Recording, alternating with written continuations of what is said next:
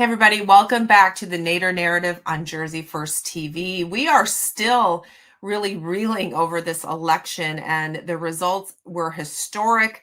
We're still working through what they mean, not only for our country, but what they mean for New Jersey. And we want to keep that conversation going.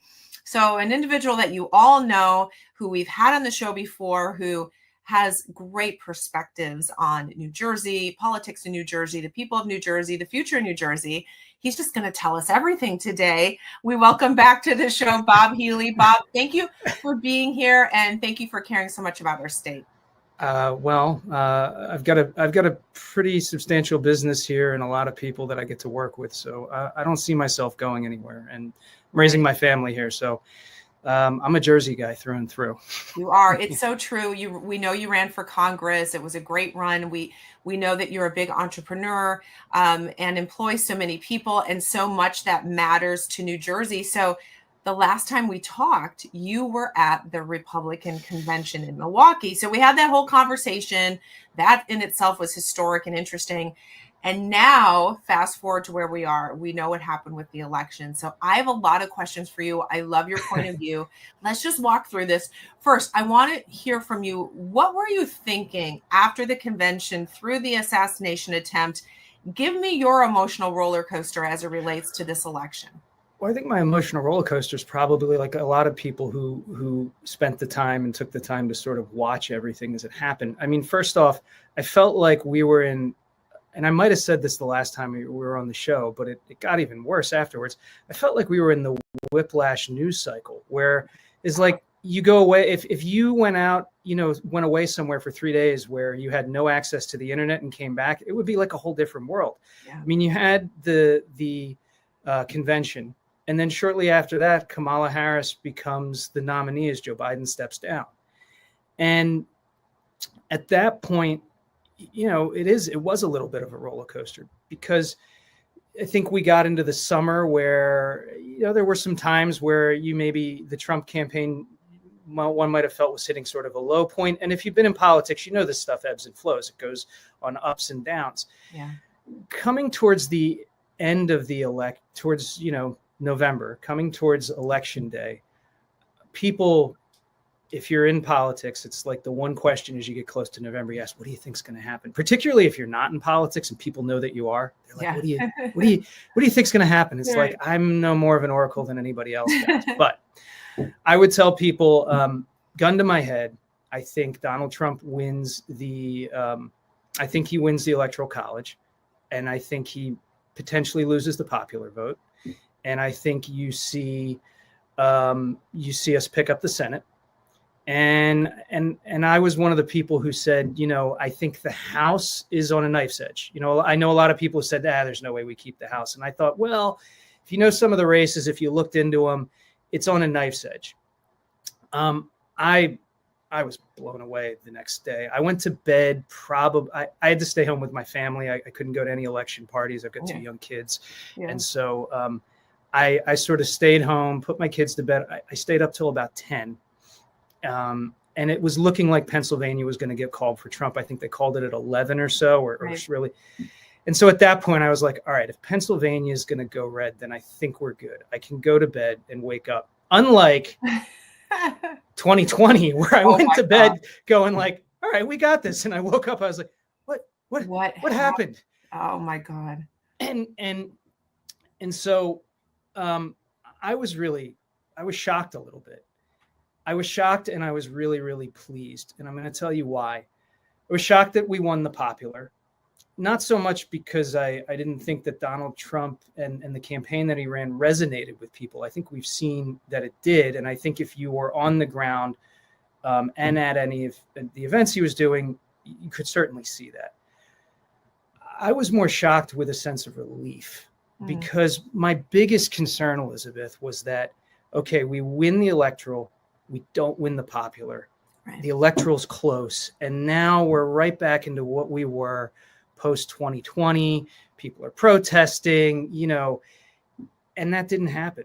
And I think one of the real great gifts we got here is that is a very resounding victory. Yeah. one of the greatest Republican victories for presidential elections since, I think, Reagan's 1988 election. Not of the same scope, obviously. That was a lot more electoral votes, but comparatively. And so whether you voted for or against Donald Trump, it's really hard for anyone to say, well, you know, the Electoral College is screwed up, we should do away with it. He didn't win the popular. I mean, it was very, very, and I think our country sort of needs that. Yeah. I think after the last 4 years, we need a little bit of that. Yeah. So I was shocked in a pleasant way. And yeah, that was my emotional roller coaster. Yeah. I went to bed and woke up and was pretty happy with the next morning. Yeah, amazing. Well, you know, I didn't go to bed because I had PTSD from 2020. So I thought, you know, it looks good, but I just can't, I can't imagine those few moments reaching for your phone in the morning when you woke up and wondering, what would you see? But I think you're right in terms of the sort of inherent defense of our republic and our Constitution and our structure in that election, because you're right, people aren't questioning what they could have questioned. There's definitely a mandate. Now, there's a lot we can talk about nationally, and I'd love your views on Kamala and Obama's role and Biden and all. I just, some of that stuff coming out, like I need the movie. I want to see inside movie because it's just too interesting. But let's talk about Jersey, because you're a Jersey guy and we wanted to talk to Jersey people about all of this. So we saw a big switch in Jersey. It was a big story. About 5 points spread, and which is a difference of roughly about 12 points heading towards red. We had, at my last count, and things might have shifted a little bit, but I believe 54 counties nationwide went from blue to red. 5 of those were in New Jersey, and we only have 12 counties. What's going on in New Jersey? Well, I think you can talk about the sort of national piece because it influences the New Jersey piece, right? One of the first things I think is that if you, so I'm 41 years old, and I know that you're a bit younger than I am, Elizabeth. You wish. I wish. I mean, nice try though, Bob. My mother raised me right. Good job. And so growing up, if you were into Republican politics for all of the time that we've grown up in, the message that you often heard, whether it was from our own side or from other people, or just maybe the general rule is, listen, you are the party of big business. You're the party of, white Americans. You know, the coalition piece is something that's just out of reach for the Republican Party. You know, and I got to tell you something. That excuse doesn't fly anymore. It just doesn't, and the numbers bear it out. Forget about anecdotal evidence. You'll hear those stories. You heard the story of the I believe the Arab mayor in Michigan who backed Trump, who was a Democrat, and you know Trump doing a rally in the Bronx, right? Those are anecdotal, but there are numbers in New Jersey that back that up. 36. First off, we did a better job in New Jersey of turning out our low propensity voters. So for people who aren't maybe into politics as much, what that means is, we call them one of fours, 2 of fours, 3 of fours, 4 of fours. If there's 4 elections in a cycle, or in a 4-year cycle, you voted in all 4, or you voted in 1, which would just be the presidential.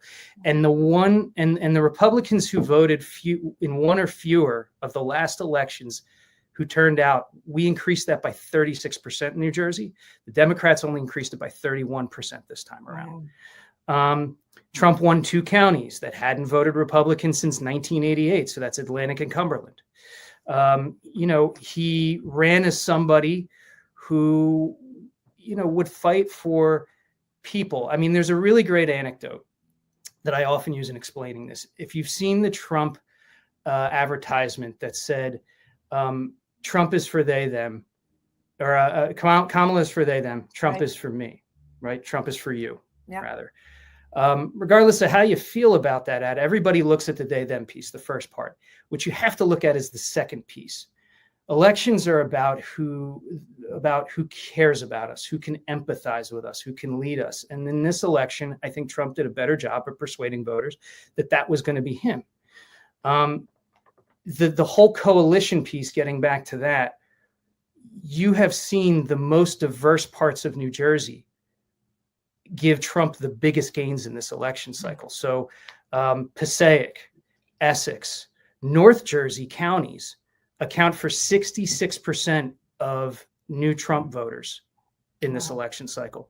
So those are very diverse places. Those are not your Ocean County or, your Cape May County or all of those other places. Those are very diverse places. So getting back to what I said earlier, the idea both nationally and in New Jersey that as Republicans, you can't earn those coalition votes just doesn't exist anymore. Wow. But there's a caveat to that. You have to go and meet those people where they're at. Yeah. Because that's what the Trump campaign did. Right. Going back to that rally in the Bronx, going back to places in Michigan. I mean, Trump went to places and J.D. Vance went to places where you would scratch your head and say, they're not going to win that state. What are they doing spending time going there? Right. And the numbers bear out why that was a good priority to have.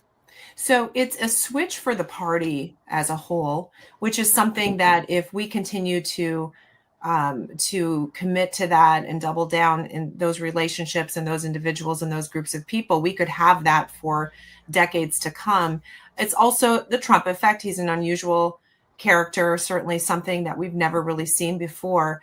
But having said all that, with the numbers you talked about in New Jersey, we are into a gubernatorial cycle only in New Jersey and Virginia. So really, we're a lot of eyes on us.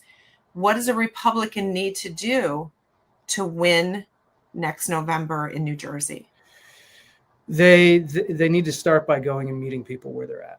So whether that's going into these communities that typically as a Republican, you would just say, and I can tell you because I ran a race where I would say, I want to go here. I want to go. And you have some well-meaning consultants, well-meaning people on your team or well-meaning people that you just take advice from and say, look, those people aren't going to vote for you.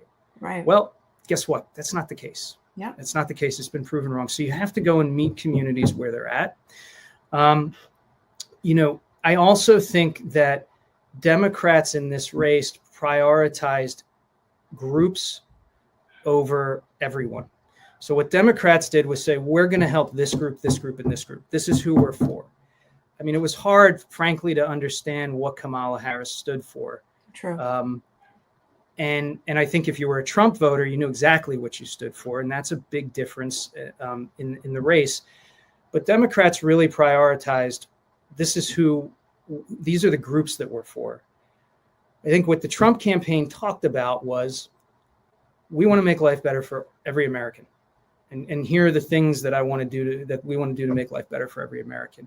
So this idea of identity politics, I think, is starting to erode. Yeah. I think that whatever gains Democrats may have thought they got or did get out of it, I think you're starting to see a reversal on that. And so you need a candidate who can deliver real change for frustrated New Jerseyans. What are the real pain points for the people of New Jersey? Right.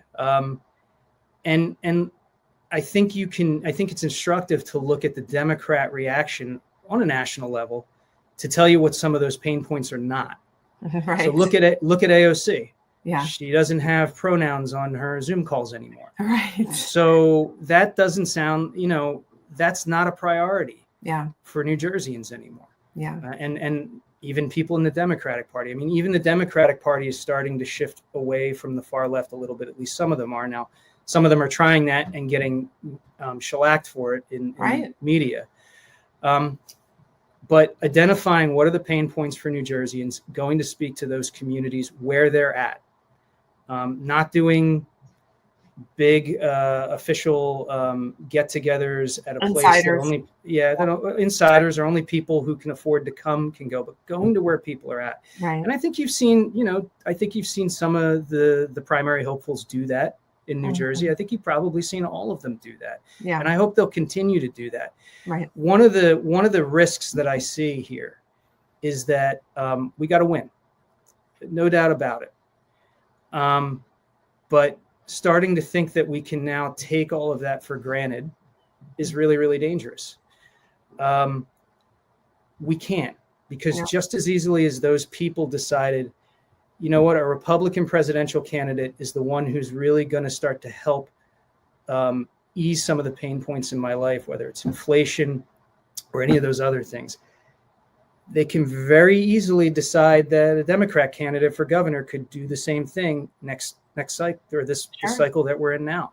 Right. Traditionally, Bob, they've done that. And I think that's, but, if you look at the trajectory, usually in New Jersey elections, often if DC goes Republican, then New Jersey will go Democrat. But I feel like we've thrown out a lot of the rules and all of that in New Jersey. Even our last gubernatorial election didn't follow what we thought it should. So it seems like it's a new day. I want to ask you about your business, because I'm a business owner as well. I feel like the air is different. I mean, seriously, I feel like, when Trump says we're entering the golden age, I feel like this is the time to double down on building businesses. This is the time to start new ideas.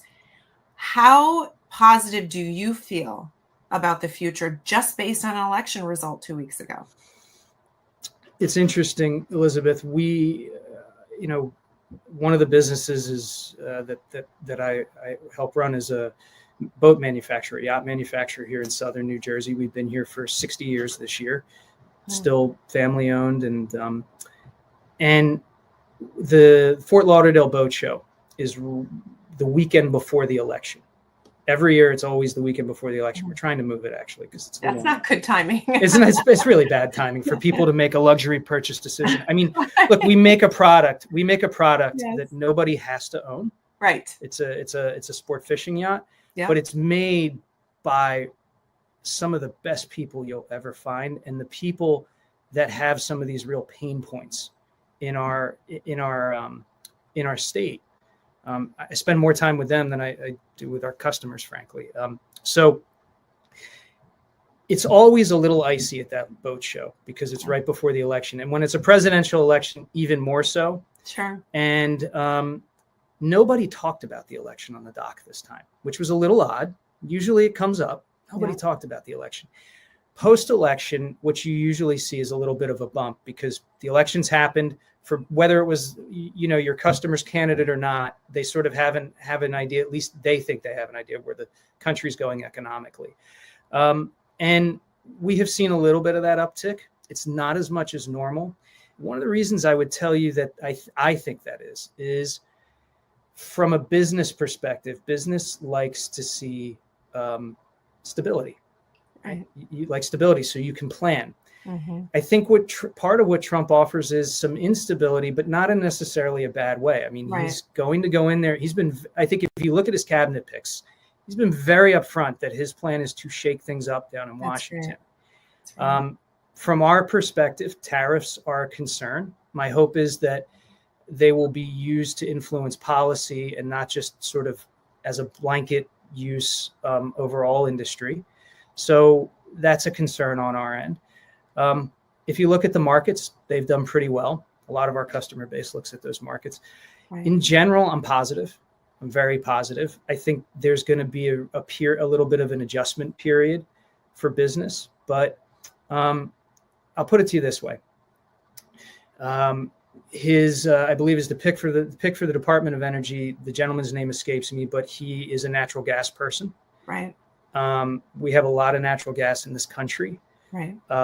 That helps defray the cost of fuel in this country by using those resources that we have. And as we all know, if the cost of gas goes down, everything starts to go down. That's right. That's the key.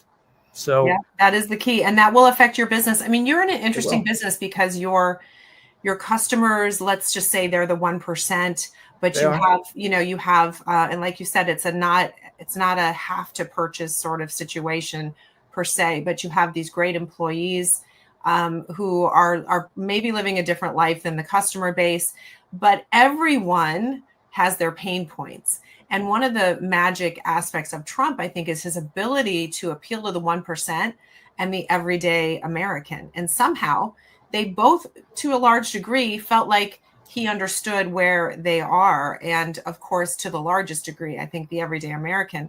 In New Jersey, we have a lot of independence. It's really the story in New Jersey. 100% appeal to them. Is that a populist appeal, in your opinion, kind of like what Trump did?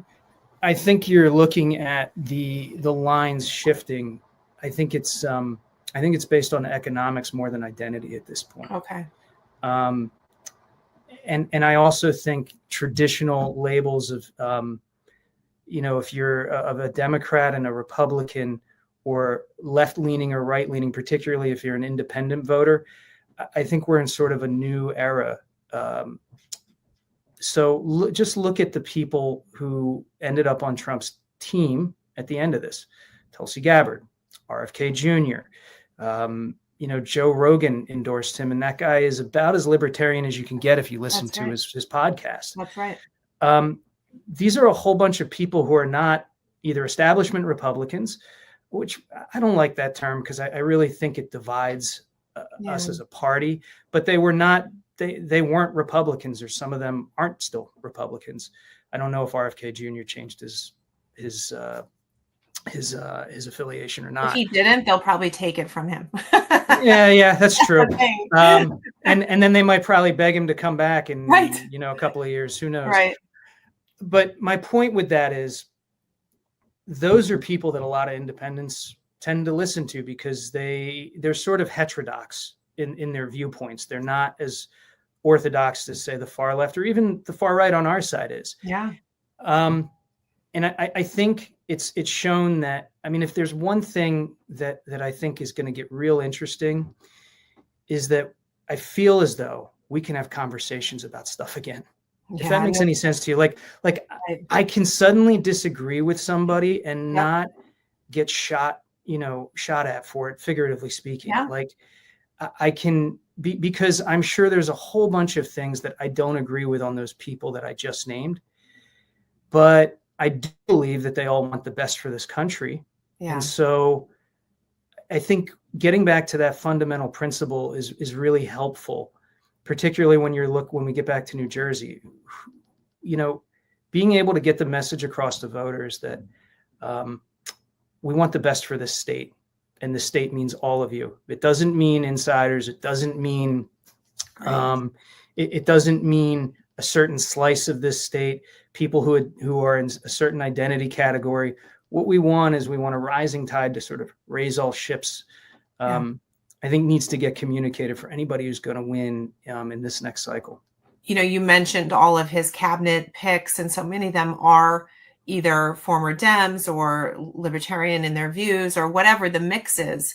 Do we have those people in leadership in New Jersey? Do we have those people in business? Do you think those people will emerge and coalesce around potentially a candidate who inspires that sort of populist approach to pulling the best people and the best ideas together, regardless of party? I would hope so. I think that you've got a lot of people who are holding their breath and watching now. Yeah. And look, on the Democrat side, you've got a lot of heavy hitter candidates that are going to be running. Yes. And that is a challenge, no doubt, in a state that's got over 900,000 more Democrats than Republicans. Going back to your point, it is the story of independence if a Republican wins an election in the state of New Jersey, particularly when you're talking about the governor's mansion. You've got to be able to talk to those people and make those people think that you are more for them than whoever the Democrat nominee is going to be. Yeah. One of the things, and you're right in saying that traditionally you get a Democrat or a Republican in the White House, it's a Democrat governor in New Jersey. I think what's a little different is it's been a long time since we've had, a solid 8 years of a Democrat governor during a Democrat president. Right. So things are a little different there. Right. And you've got some different lines drawn now on what it means to vote, to pull the lever for a D or an R nationally, and I think in this state. Well, you keep saying it, and it's the most important thing. It's all about communication and being able to reach these people and understand them individually as you can, make them understand that your policies are for them and that everyone is included. The divisiveness has got to end. And that certainly didn't work for the Democrats. That is a party that is now really it should be in a self-reflective mode. I don't know. That's a whole nother show. What is their message? What do they say now? How do they come out strong and actually, continue to make gains nationally? I think it's difficult. But Bob, as we wrap up, I have to ask you, because you and I could talk about this forever, and we didn't even get into some of the fun stuff like nationally. I'm telling you, there needs to be a movie, because this is like incredible what happened this year. But are we going to see you at all on the stage at some point coming back to help your fellow New Jerseyans? Well, I'm doing what I can. I'm working with the NJGOP as the helping them with GOTV, that's Get Out the Vote. So right. I'm a special advisor to them, which I've been really happy to do. I sort of got brought in late last cycle and did what I could, but I'm going to be meeting with some of the members to parse over a lot of the numbers, because we'd all like to have them the next day. They take a couple of weeks to roll in. True. So you can really understand. I'm a finance guy by background, so I want to see numbers, because I think math is a very harsh mistress. And no matter what you want to convince yourself of, the numbers will tell you what actually happened. And then I think for me, I'm going to be up and down the state this cycle, trying to help capitalize on the gains that we made. And what I mean by that is, I go back to those 1 of 4s and 2 of 4s, those low propensity voters. Yeah. We have a very, very short window in which to capture them and get them to become 3 of 4 or 4 of 4 voters. That's right. That's right. We need to get the message out to them. And every candidate for governor and down ballot should be saying this, I believe, for whatever that's worth, that you look at what we did. Look at what we did in this presidential, and that was because of you, Mr. or Mrs. Low Propensity Voter. That's right. We need you to do that again, because if you keep doing that, you are going to see change in this state. Yeah, that's right. But there's a very short window to capture those low propensity voters, and we've got to start talking to them and targeting them. I am so with you on that. We got to get back together and discuss that, but I am with you. Bob, it's always fun to talk to you. Thank you for giving us some of your time. There's more to discuss, but we are going to be in this full-on mode here with the gubernatorial campaign. I think it's sort of humming, and the holidays will pass, and then that's it. So we'll have you back. We'll talk about it. But we appreciate you, and we appreciate how hard you work for New Jersey. Elizabeth, I'm always happy to hang out with you, whether it's on your show or just grabbing coffee. So thank you for having me. Love it. Thanks, Bob. And to my audience, guys, we'll see you next week.